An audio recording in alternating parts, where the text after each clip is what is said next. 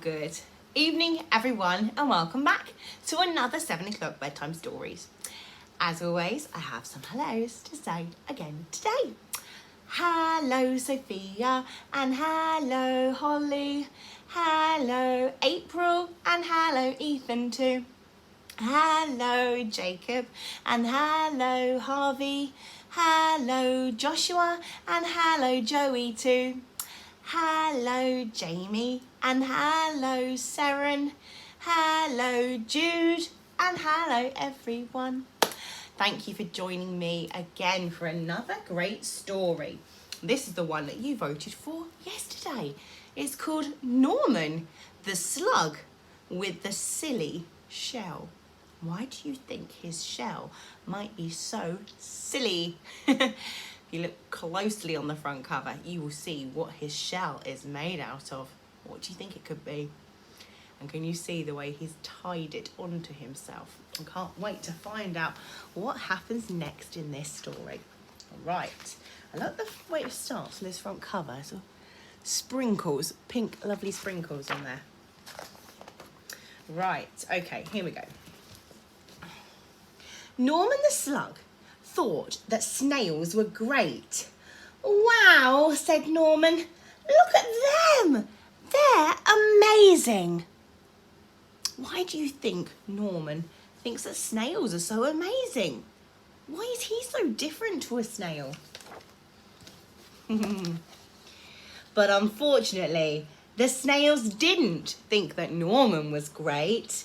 Whee! Crash! Uh-oh, they've gone tumbling over.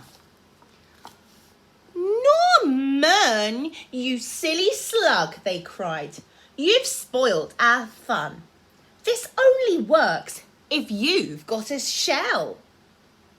Norman felt very left out.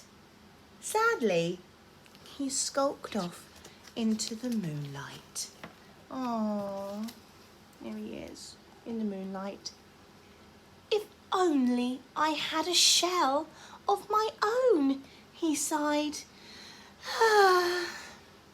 Looking at his reflection. Ooh. And that's when he had an idea. Maybe I could have a shell after all, he thought. Why do you think his reflection gave him that idea? I turned the book up the other way. What do you notice about Norman's reflection? Right, oh, got a good idea. But finding a shell was not easy, it seemed. One was too bouncy. Like he's used a tennis ball there. And one was too noisy. Oh, look. Looks like the alarm's going off on this alarm clock. It's giving Norman the shakes.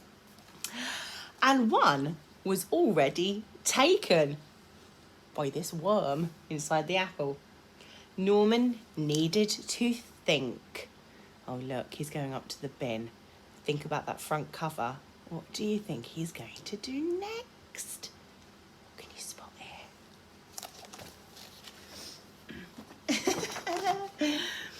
Ta-da! A shell, he says. It was perfect. Norman had never been happier. He could join the snails at last.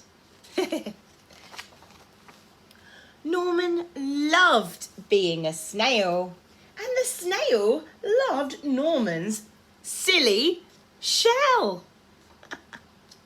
I think we're going to have to go back there because he must have got his shell from this box of donuts. What do you think? But the fun did not last for long. Suddenly, there was a loud flapping of wings. Look out! Bird! Cried the snails in a panic.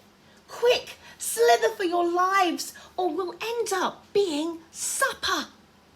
Oh dear, they're going to get eaten up. But the bird was more interested in Norman's silly shell because it looked delicious. Norman was being carried up, up and away, higher and higher into the sky. What could he do? What do you think he's going to do? But Norman did the only thing a slug could do. He made slime, loads and loads of slime. With a slither and a slother and a slip and a slide, Norman was free. Up. But he was falling. Faster and faster and faster until... Oh, look, there's Norman. And there's his shell falling through the sky. Until... Plunk! Norman, are you okay? You're next to the pants on the washing line, asked the snails. Wow, said Norman. That was great. I loved flying. If only I had wings, he said. Oh, he doesn't want a shell now. He wants wings instead.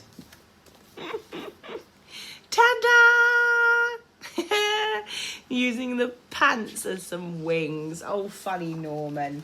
And that was the end of our story. That was a really good story, wasn't it?